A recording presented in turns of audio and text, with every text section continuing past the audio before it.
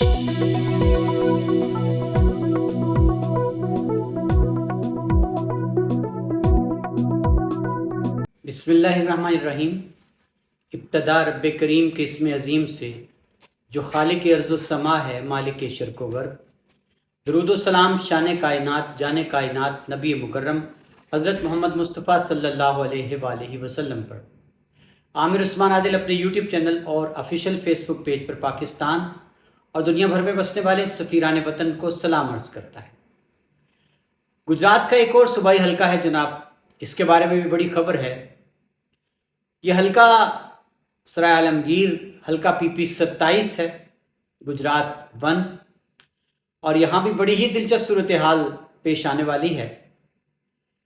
जी नाज़रीन, इस हल्के में नुमान अशरफ एडवोकेट ने 8 फरवरी को होने वाले इलेक्शन के नताइज को चैलेंज कर रखा है। ये हल्का जो है, इसकी अब समाअत जो है वो कल हो चुकी है।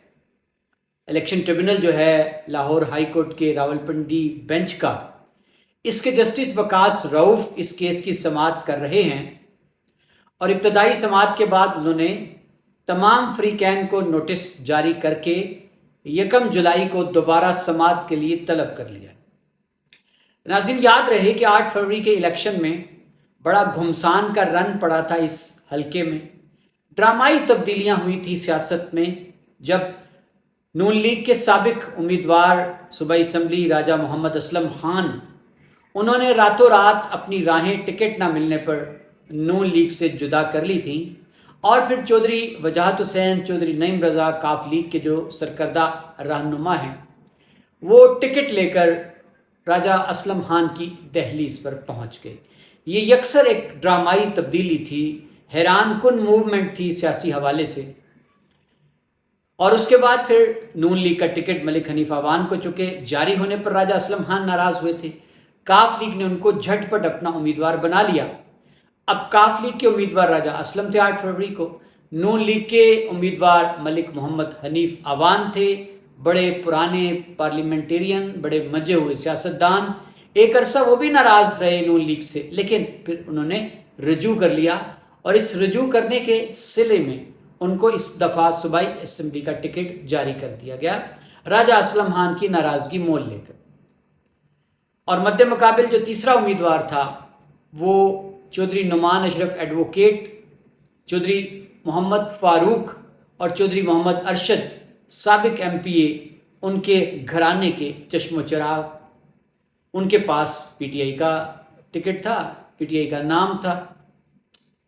अब नाज़रीन, जो इलेक्शन हुआ इसमें रिवायती जो मुकाबला समझा जा रहा था वो मलिक हनीफ अवान और चौधरी नुमान अशरफ एडवोकेट के बीच था।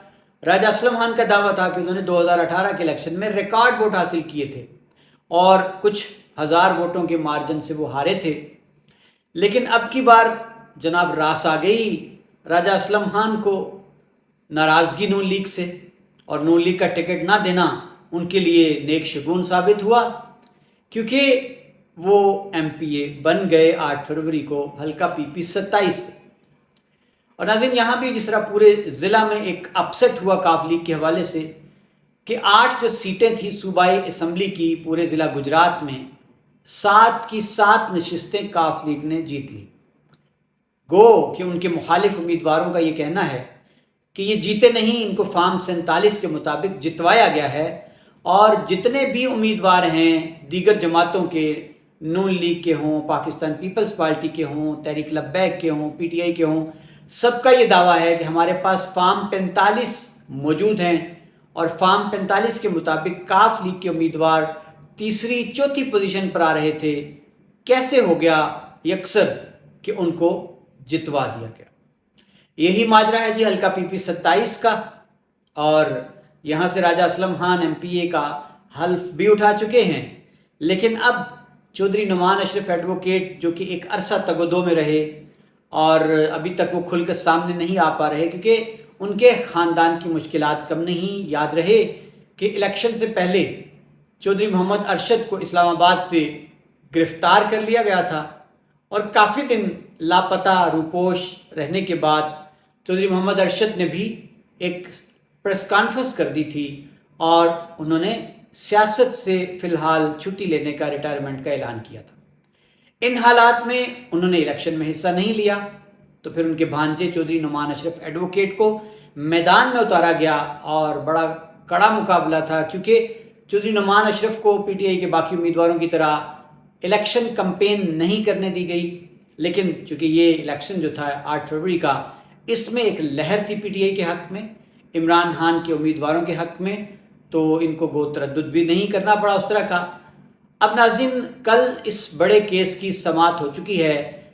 لاہور ہائی کورٹ کے راولپنڈی بینچ نے یہ کیس سنا ہے۔ جسٹس وقاص رؤف نے 1 جولائی کو انہوں نے طلب کر لیا ہے، اور جو ایک ٹرینڈ چلا ہے اس کے مطابق یہی کہا جا رہا ہے کہ فارم 45 مانگیں گے الیکشن ٹریبیونل والے اور ان کی بنیاد پر ہی وہ فیصلہ دیں گے۔ لیکن اب چونکہ اسلام آباد میں اس سے پہلے یہ ہو چکا ہے کہ قومی اسمبلی کی 3 نشستیں، تینوں کی تینوں جو کہ نون لیگ نے جیتی، ان پر پی ٹی آئی کے امیدواروں کا دعویٰ تھا کہ ہم پہلے نمبر پر تھے، اور پھر اب چونکہ الیکشن ٹریبیونل میں ان کا کیس لگا، فارم 45 جج صاحب نے مانگے، تو جو تینوں امیدوار سے جیتے ہوئے قومی اسمبلی کے نون لیگ کے، وہ بھاگم بھاگ الیکشن کمیشن پہنچے کہ ہمیں جسٹس جہانگیری پر اعتماد نہیں ہے۔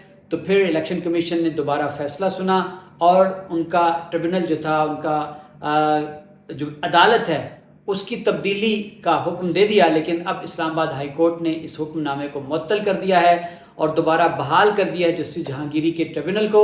تو اب ناظرین، نوشتہ دیوار یہی لگ رہا ہے کہ نون لیگ کو ان تینوں سیٹوں سے ہاتھ دھونا پڑیں گے، لیکن آج کی تازہ ڈیولپمنٹ یہ ہے کہ سن رہے ہیں کہ بجائے اس کے کہ یہ سیٹیں ہاتھ سے چلی جائیں، نون لیگ کے تینوں امیدوار مستعفی ہونے کا سوچ رہے ہیں، یعنی یہ خود ہی استعفیٰ دے دیں گے، پھر ان حلقوں کو الیکشن کمیشن خالی قرار دے دے گا، پھر ان پر دوبارہ الیکشن اناؤنس ہوں گے اور پھر پوری تیاری کے ساتھ الیکشن لڑا جائے گا، تاکہ جو کچھ سکم رہ گئے تھے، کچھ کمزوریاں تھیں فارم 45 والی، ان کو دور کر لیا جائے۔ ناظرین، اگر اس ٹرینڈ کو دیکھا جائے تو ضلع گجرات میں بھی 7 نشستیں ہیں جو کہ صوبائی اسمبلی کی کاف لیگ کے پاس، ان پر بھی بعینہ ہی یہی صورتحال ہے فارم 45 کے مطابق۔ تو کیا یہ 7 لوگ بھی استعفیٰ دیں گے؟ یہ صورتحال بھی بڑی دلچسپ ہونے والی ہے۔ اپنا خیال رکھیے گا، اجازت دیجیے، اللہ حافظ۔